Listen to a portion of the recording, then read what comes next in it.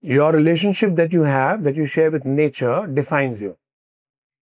If you don't have a relationship with nature, nobody can help you. You will live unhappy, you will die unhappy, and guess what? You're going to be reborn again unhappy. Because nature, Mother Nature, has the power to heal you. If you're disconnected from that power, and you can go into a shower and you can waste water, you can see a tree being cut without a problem, you can see something burning and that whole pollution happening, and it doesn't break your heart. You don't feel for it. Not that you can do anything about it, but you have to feel. That feeling. I can see a bird. I was once teaching a class in Goa, and everybody's eyes was closed and they were meditating. And in the middle of the meditation, I said, okay, now slowly open your eyes. And now look at that bird over there. That's called the pygmy kingfisher. And everybody looked at it as kingfisher. Oh, okay. I said, now go back to meditation. For me, it's that important. I love anything to do with nature.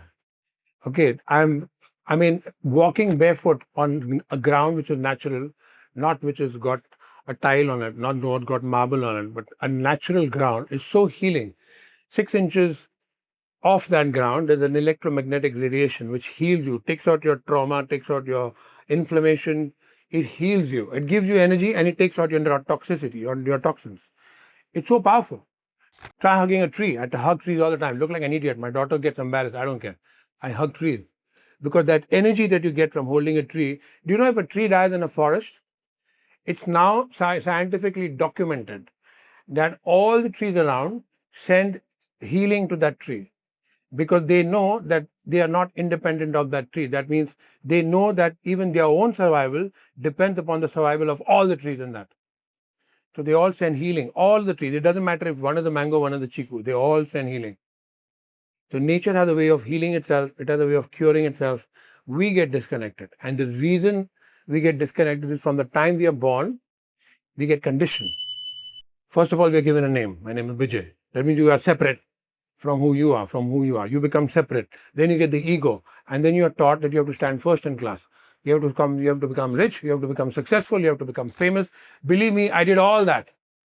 And it's worth shit. It's worth nothing.